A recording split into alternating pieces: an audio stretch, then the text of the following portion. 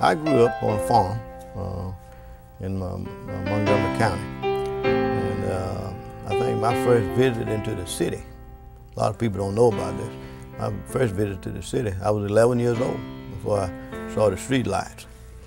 So, you know, I'd be classified as a country boy. But in our family, you had to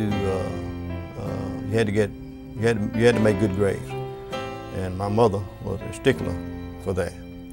I graduated from high school. I was the salutatorian of my class.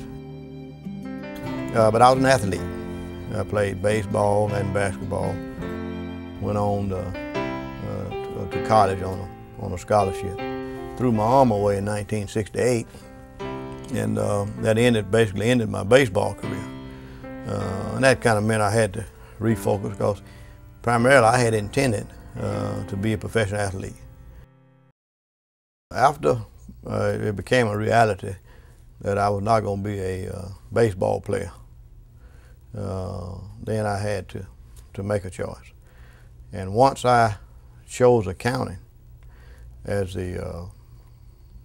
my major, then I simply made sure that I prepared myself to try to reach the top of that profession. Jim White went on to graduate from Dillard University with honors and an accounting degree in 1970. He began his professional career with Arthur Young & Company in Boston, Massachusetts, and achieved his CPA certificate in 1972.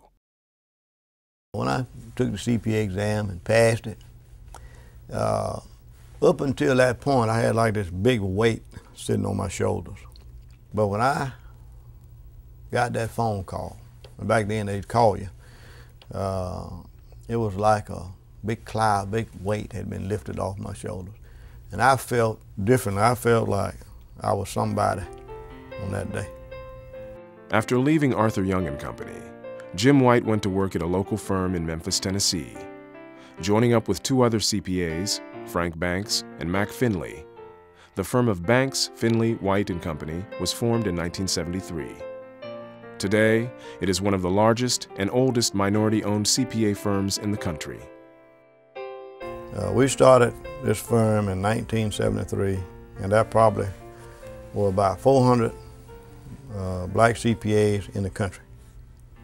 There were only 4 or 5 firms.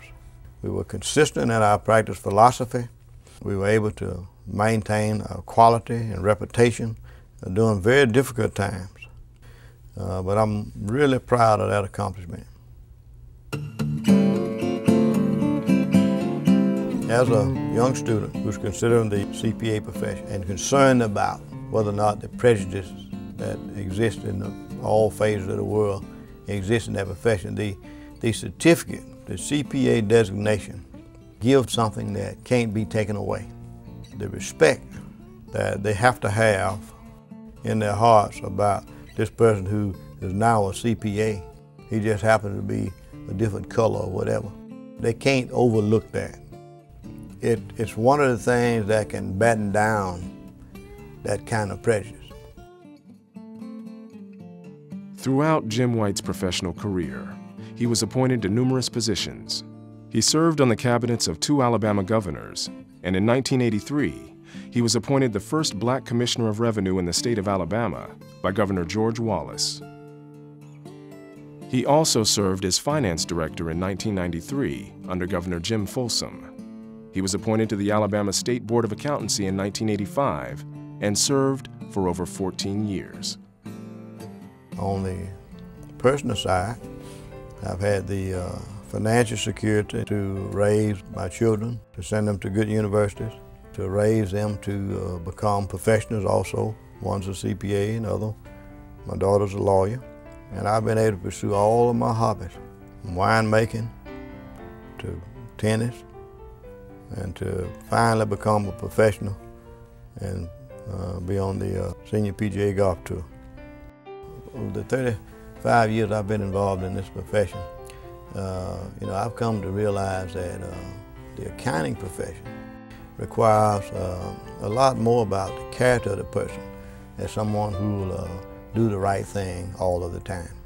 The accounting profession is giving me the integrity that I sought. It's given me the financial security that I sought, the public respect that I sought, and that's a complete life.